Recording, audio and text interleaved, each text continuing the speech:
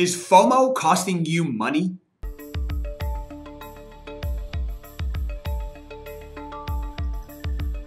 Hey everybody, thanks for tuning back in. My name is Robert Mack. So first of all, what is FOMO? It's the fear of missing out. If you haven't heard it, Google it. It's a real thing.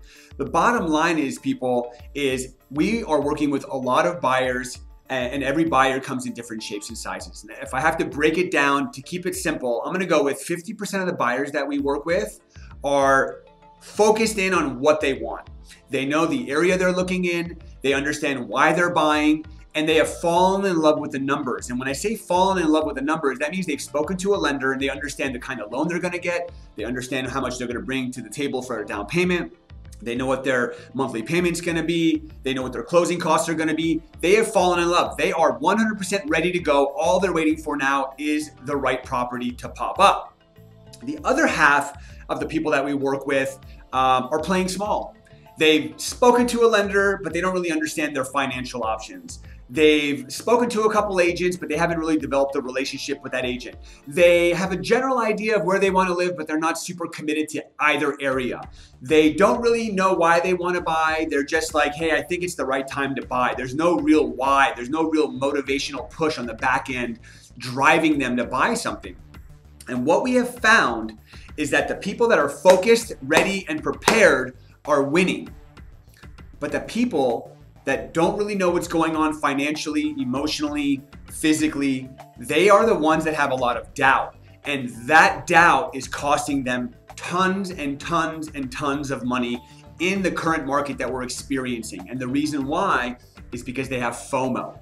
And they have FOMO because they don't even know what they want. So for example, they might go look at a property and fall in love and say, I want to submit an offer.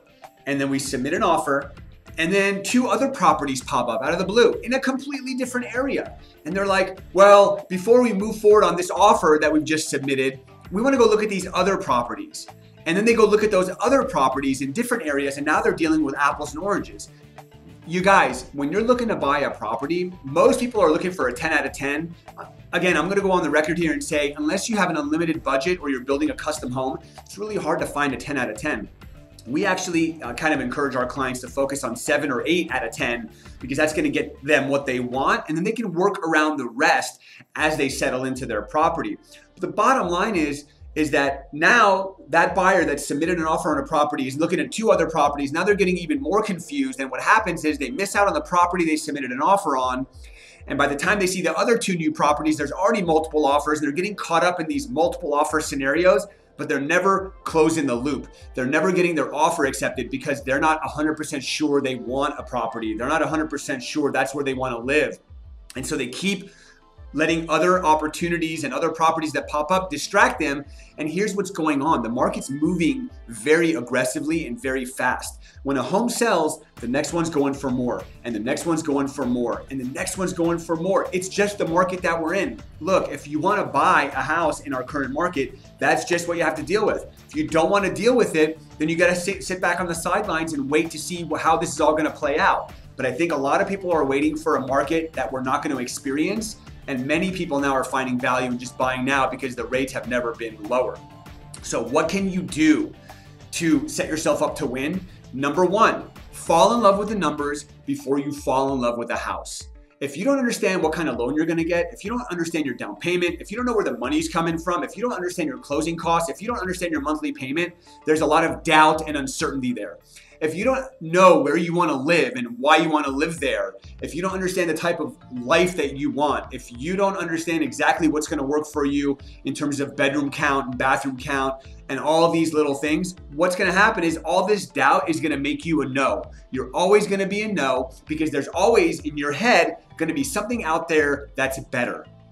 And so the best advice I can give any buyer that's looking to win in this current market is to understand why you're buying, to understand where you want to live, and literally zero in on that city or that community and fight for it. And then number 3, talk to a lender, fall in love with the numbers, and understand exactly what you're going to get yourself into financially. If you're not on your game in this current market, you're going to lose. And I'm seeing a lot of people lose, and that's costing people a lot of money.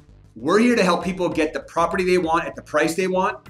And again, if you take our advice, we're going to set you up to win. If you give us pushback or you do it your own way, or somebody in your family told you this is the way you should do it and you're going against what we're telling you, then we can't guarantee your success. So I hope you guys found value in this video. If you did, send it to somebody that you think might find value as well. If you ever want to talk to me about buying or selling a home, I'd love the opportunity to learn more about what you're trying to accomplish. If you have any video ideas you want me to talk about in the future, send those my way. If you found this video on social media, give me some social media love. Until next time, happy selling.